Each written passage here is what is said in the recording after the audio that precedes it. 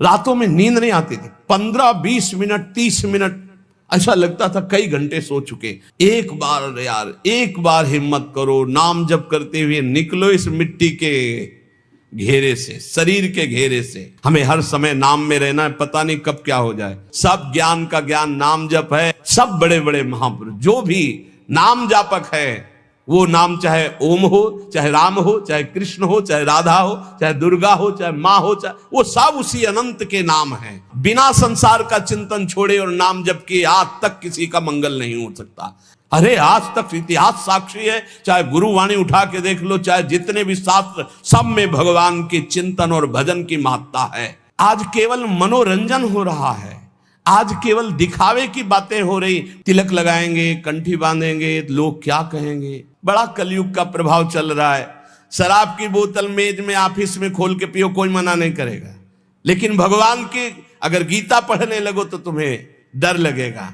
दुनिया के चाहे जितने भी श्रृंगार कर लो, जब तक तुम्हारा ब्रह्मचर्य ठीक नहीं, चरित्र ठीक नहीं, भजन ठीक नहीं, तो तुम्हारे चेहरे पे आकर्षण नहीं होगा। एक केवल लगन थी, मुझे भगवान की प्राप्ति करनी, बस एक जिद थी। इसके लिए 13 वर्ष की अवस्था, भूख प्यास कष्ट, कहीं रहने का ठिकाना नहीं, खाने का ठिकाना नहीं, हर बात को सहने के लिए तैयार थी। तभी कह रहे सब कुछ त्याग सकते हैं लेकिन प्रभु को नहीं। वो वैराग्य, वो भक्ति, ये किसी व्यक्ति के साधन बल से नहीं प्रकट हुई थी, ये कृपा से होती है। जब हरि जी कृपा करते हैं तब ऐसी वृत्ति प्रकट होती है। बड़े प्रलोभन आते हैं जीवन में, फंसना नहीं चाहिए। कई जगह महंत बनने के लिए देखने सुनने तो लगता है कि बड़ा वैभव, बड़े कई जगह जहां ऐसा हुआ तो रात में उठ के भागते थे। साधु रात में जगता है, जैसे जो चोर हैं वो रात में नहीं जगते क्योंकि उनको सांसारिक वस्तु चुरानी होती है। और संत जन अपनी श्वासों को परमात्मा में लगाते हैं और रात में सब सोते हैं, उनकी अलग यात्रा होती है। वो भगवत मार्ग के यात्री अंदर की यात्रा रात्रि में करते हैं। जागृति संयमी या निशा जागृति संयमी। रातों में नींद नहीं आती थी। 15-20 मिनट 30 मिनट ऐसा लगता था कई घंटे सो चुके, क्योंकि एक आग जल रही थी, एक आग जल रही। कैसे ब्रह्म साक्षात्कार हो, कैसे भगवत प्राप्ति। एक बलिहारी है उस वृत्ति की, वो केवल भगवान के द्वारा दी जाती है, वो केवल भगवान के द्वारा, वो किसी साधन से नहीं होती, भगवत प्रदत्त है जब मिलती। पूज्य पादुड़िया बाबा जी के अंदर ऐसी जागृत हुई कि प्राण त्यागने की इच्छा हुई। कैसे ब्रह्म का साक्षात्कार। अब ब्रह्म का साक्षात्कार नहीं तो जीवन किस काम का। यहां तक कि गंगा जी में अपने शरीर को विसर्जित करने की सोच ली, फिर सोचा क्या प्राण त्यागने से ब्रह्म साक्षात्कार हो जाएगा। मतलब एक ऐसी लगन लगती है तो सब कुछ छूट जाता है। कभी किसी को पता ही नहीं रहा कि जिंदा है कि नहीं, किसी को पता, ये तो वृंदावन में ये सब नहीं तो किसी को पता नहीं रहा। भगवत मार्ग में जब चलने की सोचे तो एक बार वो चीज प्राप्त करने की सोचे जो किसी जन्म में अभी तक नहीं मिली।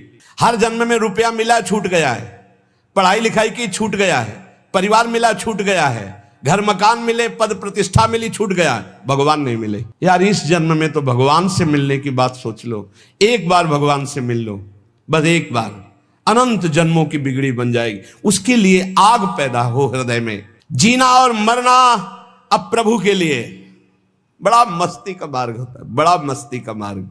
फिर प्रभु भी आंख में चोली खेलते हैं।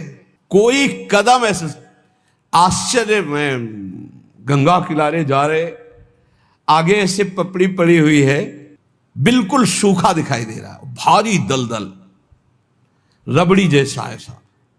पीछे से आवाज, ए आगे कदम मत रखना, दलदल है। वैसे एक छड़ी ऐसे डाले, एकदम पपड़ी हटी, एकदम रबड़ी जमका बुद्धो। पीछे देखा कोई व्यक्ति नहीं।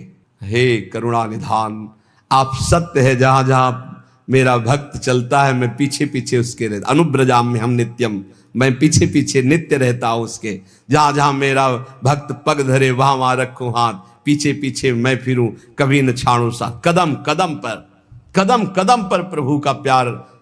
जीना मरना केवल अब प्रभु के लिए। थोड़ी लगन लगाओ, थोड़ी चाह पैदा करो।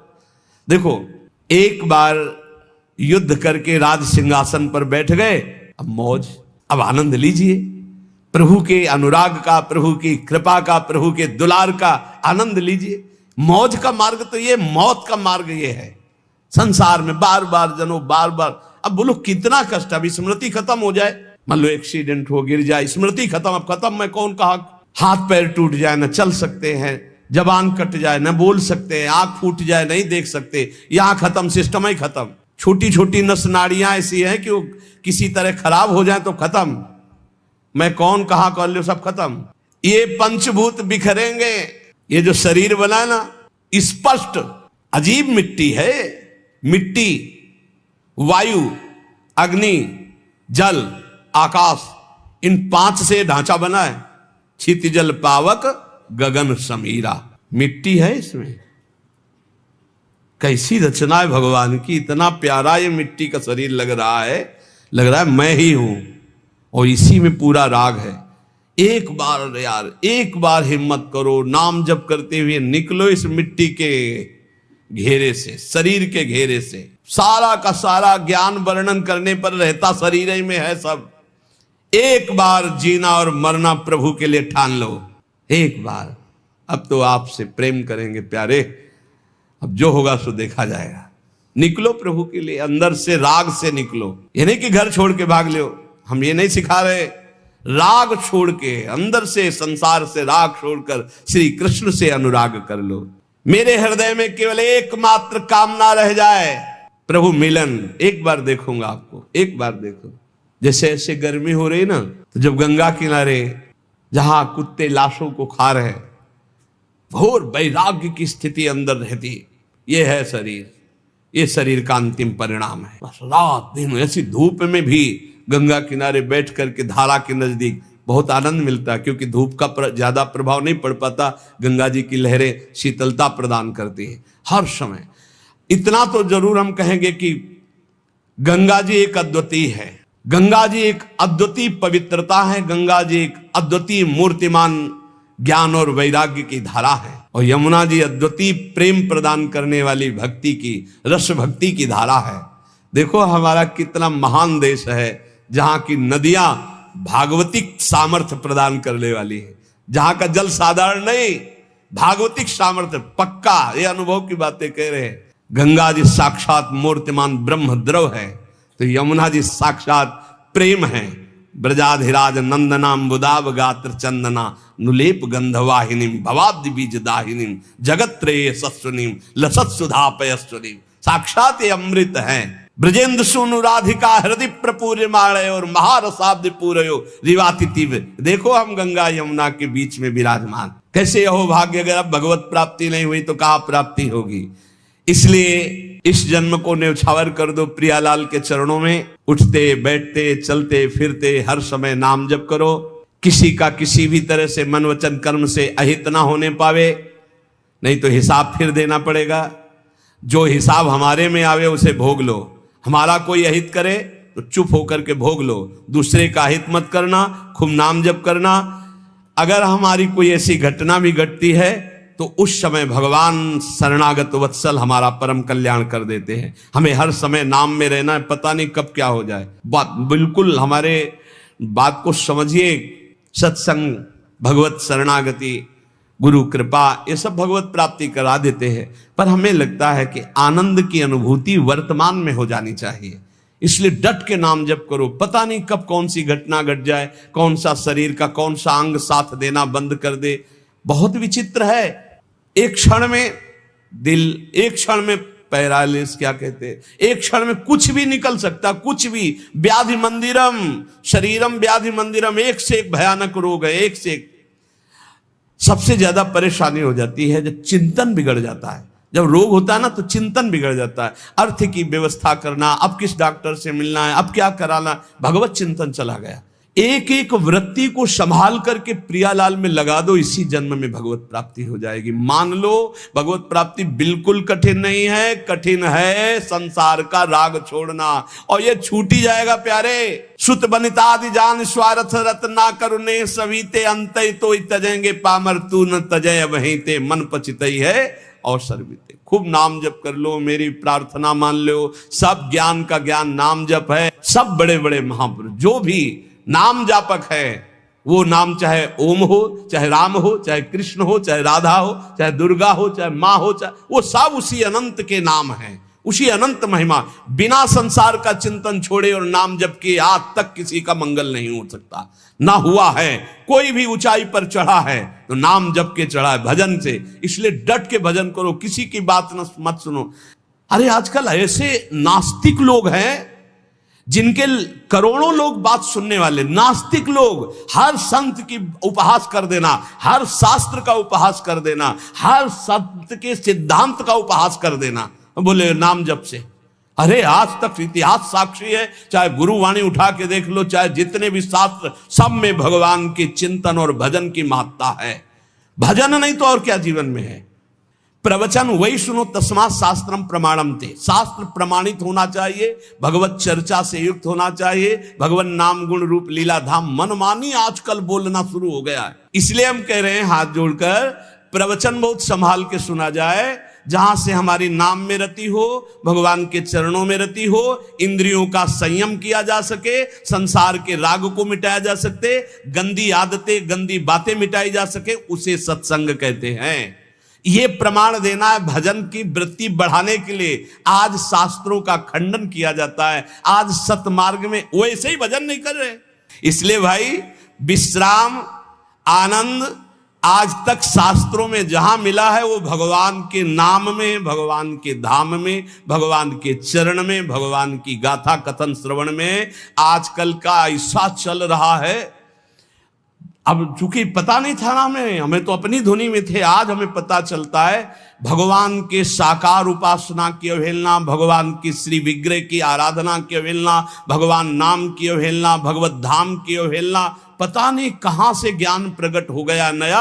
अब ज्ञानी कहें कि अज्ञानी कहें, अब पता नहीं इनको। इसलिए भाई प्रवचन से बचो। आज प्रवचन एक हमें भटकाव की तरफ ले जा रहा है, जो हमारे सत्य सनातन धर्म से बिल्कुल बिलक करता चला जा रहा है, बिल्कुल नाटक होता चला जा रहा है। हम निंदा नहीं कर रहे, पर हम बचाव पक्ष की बात कर रहे कि सत्संगियों बचो, बचो।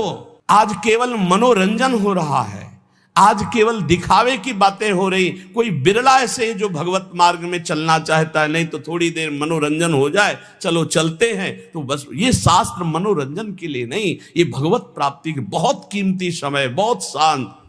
चित्त की वृत्ति का संस्कार जब मिट जाए और एक एक वृत्ति प्रभु में लग जाए, अब संतोषजनक स्थिति आ गई है। मान लो अब चिंता करने की जरूरत नहीं। चित्त की एक एक वृत्ति जो भोगों के संस्कार से युक्त है वो मिट जाए और हमारे हृदय में इष्ट का चिंतन सतत चलने लगे, तो बोले अब संतोषजनक स्थिति आ गई। इस स्थिति में ये सब नष्ट हो जाता है। लज्जा, घृणा, कुल, सील, मान, देह भाव, घर का अभिमान, भोगों की लालसा और यहां तक कि मोक्ष की चाह, ये सब हट जाती है।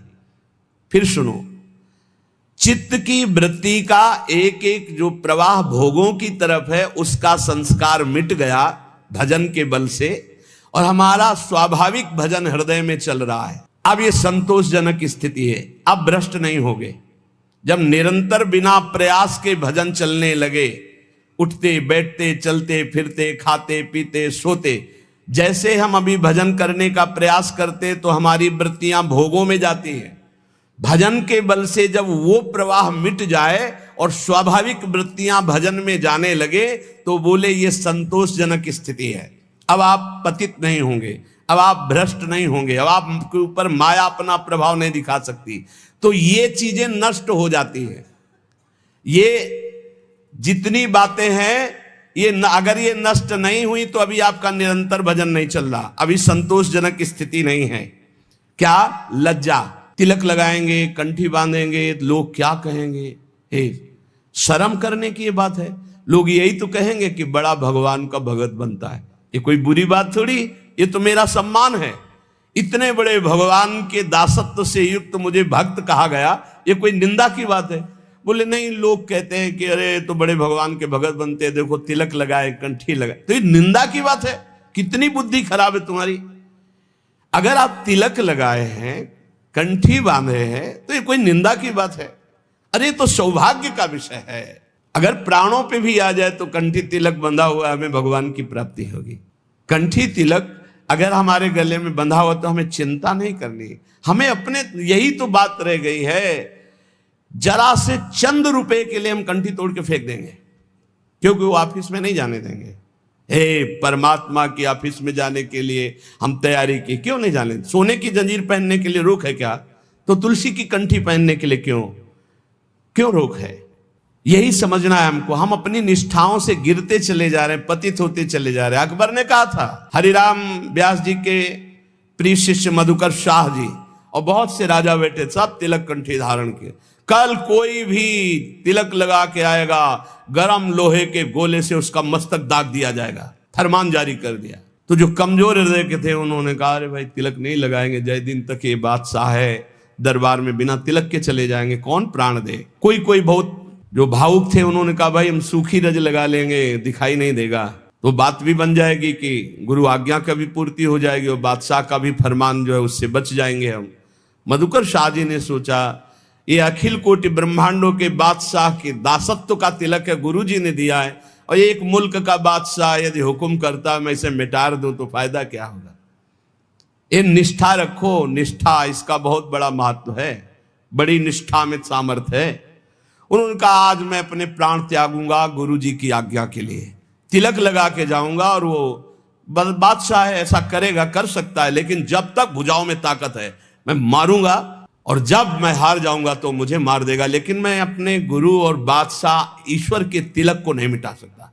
ये हमारे अखिल कोटि ब्रह्मांडों के बादशाह ईश्वर का तिलक दासत्व का है। वैसे तो अंगरखी पहन के जाते थे, अंगरखी उतार करके खुला छाती, 12 तिलक बड़े बड़े, लंबी तलवार खींच कर गए। बादशाह ने देखा, कहा, मधुकर शाह तुम हमारे फरमान को नहीं सुना, खींची तलवारों का, आपका फरमान सुना, लेकिन मेरी निष्ठा को आपने नहीं सुना। ये गुरु प्रदत्त तिलक कंठी है, देखते हैं किसकी भुजाओं में ताकत है कि जीवित हमारे इसको मिटार दे। तुरंत पलट गया अकबर, तुरंत कहा, वाह वाह वाह वाह मधुकर शाह, वाह, सच्चे तिलक तो तुम ही हो। बोलो मैं प्रसन्न हूं, क्या करूं? बोले ब्रजमंडल में किसी भी तरह का शिकार और हिंसा और किसी के ऊपर कंठी तिलक बांधने का कोई भी विरोध न किया जाए, तत्काल पाए सिंह के समान। भगवान का दासत्व का तिलक, भगवान के दासत्व का भाव, बड़ा कलयुग का प्रभाव चल रहा है।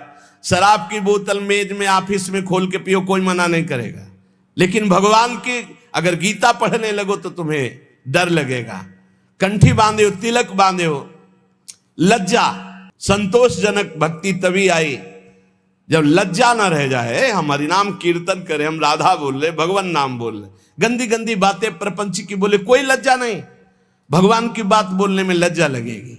कैसे कैसे लोग हैं, चाहे जैसे तुम जो कुछ पहन के जाओ, चाहे जैसे आप अब सज धज के जाओ, कोई नहीं बोलेगा, लेकिन तिलक लगा लेंगे तो लज्जा लगेगी, कंठी बांधेंगे लज्जा लगेगी, माला जप करने के लिए अगर हम काउंटर लिए तो लज्जा लगेगी। यही भगवान की विचित्र माया है जो हमारी दुर्गति कराती है। इसलिए पहला है लज्जा। भक्ति में न लाज तीन लोकन की, 3 लोगों की लाज नहीं, यहां मृत्यु लोक की तो बात जाने दो, नहीं लाज करनी चाहिए। ठसक से लगाओ रज, जो होगा मंगल होगा, भगवत मार्ग के पथिक है, सब जगह से हटा दिए जाएंगे तो ऐसी जगह खुल जाएगी जहां मंगल हो जाएगा। कानपुर जिले में नरवल है, बहुत गरीब ब्राह्मण थे, अपनी निष्ठा से रहते थे, प्रसिद्ध थे वो निष्ठा से। आज अष्ट धातु का मुरली मनोहर जी का मंदिर बना है अंदर, और बड़ा विशाल बाहर जो अन्य उससे अष्ट धातु का मंदिर, अष्ट धातु के ठाकुर, और ऐसे कीर्तन सब चलता रहता। उन्हीं के घर में खुदाई में न जाने कहां से कितना धन निकला, सब वैभव ही वैभव। जैसे पीली मिट्टी ऐसे सोने की खाने हैं इस पृथ्वी पे, सोने की, चांदी की, रत्नों की, हीरा जवाहरात की, उसके भरोसे रहो। धनी हो जाना कोई बड़ी बात है क्या? जब सब रास्ते बंद हो जाते तो एक रास्ता खुला होता है परम धनी का, पर वो रास्ता पता नहीं होता, इसलिए सब परेशान होते हैं। अगर उस महाधनी का रास्ता मिल जाए तो तुम निहाल हो जाओगे, निहाल हो जाओगे। बड़ी अलौकिक उसकी, बड़ी अलौकिक उसकी रीति है देने की, बड़ी अलौकिक रीति है। उसे गांव में कहते हैं, गांव की भाषा में, कि देता है तो छप्पर फाड़ के देता, नहीं कहते ना, जो ऊपर वाला देता है तो छप्पर फाड़ के ऐसा ही कुछ देता है, पक्का समझ लो। लज्जा मत करो कि हमारी ये अगर ये तिलक कंठी और ये सब और अगर हम ये लगाएंगे तो फिर क्या होगा। वो बादशाह देख रहा है अनंत ब्रह्मांडों का। अरे इतना तो कितना सुंदर लगता है जब भगवान का तिलक लगा करके कोई नाम जप करते दिखाई दे, लगता है इसकी चरण रज माथे पे रख ले, वो पावन दिखाई देता है। भगवान का तिलक नहीं है, दुनिया के और भव बनवाए घूम रहे हो, तो इससे कोई सुंदरता है क्या तुम्हारी? नहीं, इससे सुंदरता नहीं। दुनिया के चाहे जितने भी श्रृंगार कर लो, जब तक तुम्हारा ब्रह्मचर्य ठीक नहीं, चरित्र ठीक नहीं, भजन ठीक नहीं, तो तुम्हारे चेहरे पे आकर्षण नहीं होगा, पक्का। बहुत बुरा लगता है चेहरा, जो विषयी चेहरा होता है ना, पाप करने वाला, पापाचरण वाला, वो चाहे जितना पाउडर थोप ले, चाहे जितनी भौं बनवा ले, दूर से दर्शन में सुख नहीं मिलता। और जो सात्विक चेहरा होता है, शत्रुगुण भजन परायण है, वो भले कैसे भी हो, उनके दर्शन में सुख होता है, आत्म सुख होता है। इसलिए लज्जा का पहला त्याग होता है। दूसरा घृणा। हम ये कहते हैं कि जो गलत आचरण करते हैं हमें उनसे घृणा नहीं करना है। अगर उनके गलत आचरण छूट जाए तो बहुत अच्छे हो सकते हैं। शराबी की शराब छूट गई तो शराब घृणा योग्य थी, शराबी थोड़ी था। शराब छूट गई, बहुत अच्छा आदमी हो गया। मांस खाना छूट गया, बहुत अच्छा आदमी हो गया। वो चोरी करना छोड़ दिया, बहुत अच्छा आदमी हो गया। हमें घृणा नहीं करनी, हमें प्रीति करके जिनसे घृणा करवानी, उन पदार्थों से, उन क्रियाओं से, उन वस्तुओं से घृणा करा के उसे महान बनाने का रास्ता देना। भक्त कभी किसी से घृणा नहीं करता, वो उन कारणों को छुटवाता है जिससे वो घृणा का पात्र बन रहा है। तो वो तभी छूटेगा जब हमारी प्रियता होगी उस पर। सब जीवन शो प्रीति। तीसरा है कुल। कुल का अहंकार नहीं होना चाहिए, इससे कुछ नहीं होता। जो कुलाभिमानी है, जाति अभिमानी है, इससे कुछ नहीं होने वाला। ये संस्कृति आवागमन का हेतु ही है, जाति अभिमान है, कुल अभिमान है। अपने धर्म का पालन करो, अभिमान मत करो। सबके समान पांच भौतिक शरीर है, सब में समान भगवान का अंश विराजमान है, अलग अलग सेवाएं, अलग अलग व्यवहार है, लेकिन आप घृणा मत करो, आप अभिमान मत करो अपने ऊपर। जाति पाति कुल कल्म धर्म व्रत संस्कृति हेतु अविद्यानाशी। सेवक जी महाराज कह रहे सेवकवाणी में, ये अज्ञान है, ये अविद्या है। यदि जाति पाति कुल आदि का अभिमान करे तो ये अविद्या है, आवागमन में फंसा देगी। उसके हृदय में मान की लालसा खत्म हो जाती है। जो निरंतर भगवत भजन करता है वो सबही मान प्रद आप अमानी। कोई उसको प्रणाम करे तो अच्छा नहीं लगता, लेकिन वो दूसरों को प्रणाम करने में बहुत सुख का अनुभव करता है।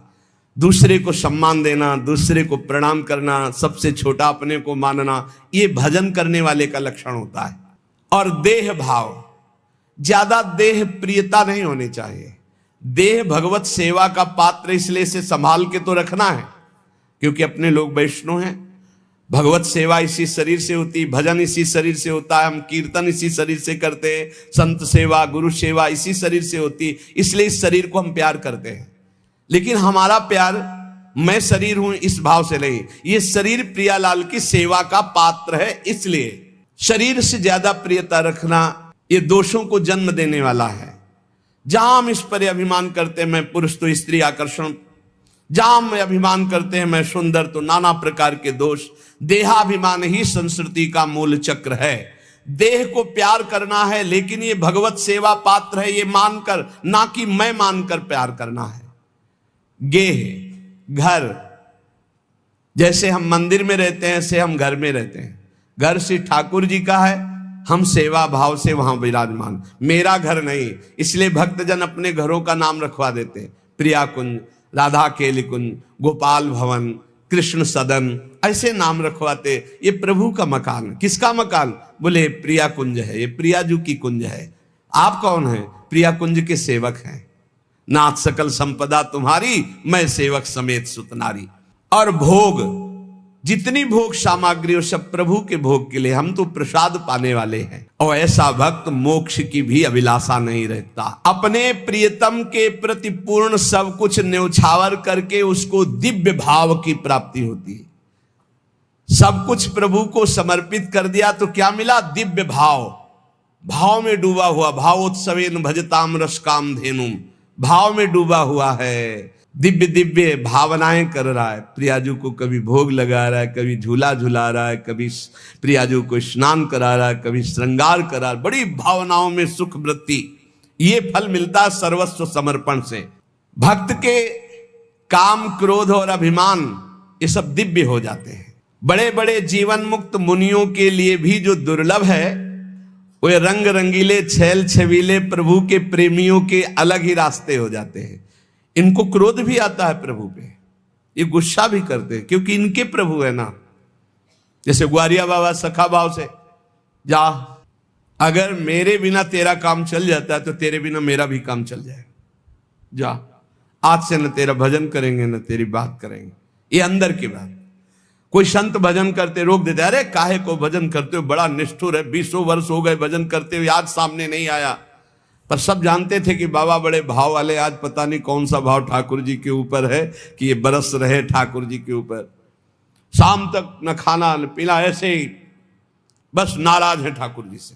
तो ऐसे सिद्ध पुरुष का कैसे चिंतन चलो। वो कह रहे हैं भजन नहीं करेंगे, एक क्षण भी भजन का ताता नहीं टूट रहा है। आएगा ना तो बात नहीं, पक्का आएगा, वो हमारे बिना रह नहीं सकता। और आएगा तो बात नहीं करेंगे, बोलेंगे नहीं, छुएंगे भी नहीं, देखेंगे भी नहीं। तेरे बिना चल जाता है ना, मैं नहीं बोलूंगा। सामने ठाकुर जी भाव में उनके, एक क्षण भी ठाकुर जी से बिलग ले और कह रहे थे कि मैं भजन नहीं करूंगा तुम्हारा। शाम के ही ठाकुर जी पीछे से आवाज, ए सारे ग्वारिया। बाबा 60-70 वर्ष के थे। ऐसी मेघ गंभीर वाणी, ये तो मेरे यार की वाणी। पीछे मुड़ के देखा, कमर में हाथ रख के वही ठसक, तिरछी चितवन, पीतांबर, अनंत बिजलियों की सी कांति चमक रही पीतांबर। लालजू महाराज फेट में मुरली। ए ग्वारिया, तू नाराज है? अरे मेरा यार, दौड़ पड़े, गले लगाया। एक फिर एकदम याद आया, फिर मान धारण हुआ। ये हमने तो नियम लिया था, इसको देखेंगे नहीं, बोलेंगे नहीं। बोल भी दिया, गले भी लगा दिया, चलो, पर अब नहीं, चल दिए। ठाकुर जी पीछे से अचला पर, ए बाबा, इतनी व्याकुलता तुमने कभी नहीं की, इसलिए मैं नहीं प्रगट में मिला। आज व्याकुलता की याद मिल गया। आज से पक्का वादा करता हूं, जब बुलाओगे तब आ जाऊंगा। बाबा नाराज मत। ऐसे भक्तों के पीछे, भक्तों का क्रोध भी अपने ही आराध्य देव के प्रति होता है, काम भी अपने आराध्य देव के प्रति होता है, लोभ भी आराध्य देव से। सब विकार भगवत स्वरूप हो जाते, दिव्य हो जाते हैं। एकमात्र भगवान से जिनका चित्त जुड़ गया है, उनके अंदर कामना जागृत होती। काम का तात्पर्य होता है कामना जागृत होती, एक बार हृदय से लगने की, एक बार मिलने की, एक बार देखने की। वो काम से पीड़ित होकर, अर्थात काम माने कामना, इस चाह से, इस कामना से पीड़ित होकर रोकर पुकारते हैं भक्त की कामना। हे देव, हे प्रीतम, दैत्य माने हे प्रीतम, हे विश्व के एकमात्र बंधु, हे हमारे मनों को अपनी ओर बरबस खींचने वाले, हे चपल, हे कृष्ण, हे करुणा के एकमात्र सिंधु, हे नाथ, हे रमण, हे नैनाभिराम। हा हा, तुम कब हमें अपने दर्शन दोगे, तुम कब हमारे दृष्टिगोचर होगे। परम पावन काम हो गया। जो कामना जगत में थी वही मुड़ी और प्रभु के लिए व्याकुल हो गई। जैसे भोरी सखी व्याकुल होकर रो रो कर पुकारती, हा प्रिया जो, मुझे अखिल ब्रह्मांडों का कोई सुख, कोई पद, कोई भोग नहीं चाहिए। बस एक बार मंद मंद मुस्कुराती हुई, लट को फहराती हुई, संभालती हुई, आप आ जाओ, एक बार देख लो। जब उपासक के हृदय में भगवत मिलन की कामना जागृत होती है तो सब काम भस्म हो जाता है। पर यह जागृत होती है जब बहुत नाम जप हो, खूब भगवत चर्चा, सब दोषों का त्याग हो जाए, तब हृदय में विमल कामना, निर्मल कामना जागृत होती है।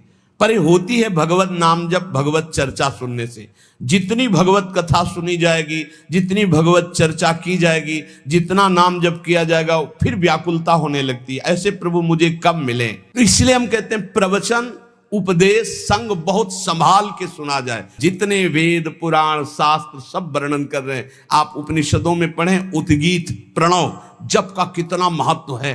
अलग अलग जगह नाम जप का, ये वृंदावन महामहिम, राधा नाम का कितना महत्व। तो इसलिए बहुत संभाल कर अपने कानों को रखे, खूब नाम जप करें। पक्का समझ लो, नाम जप के बिना किसी को भगवत प्राप्ति होना बहुत कठिन है। सतयुग में ध्यान से होती थी, त्रेता में यज्ञ से होती थी, द्वापर में पूजा से, कलयुग केवल नाम आधारा, सुमिर सुमिर नर उतरे पारा। श्री राधा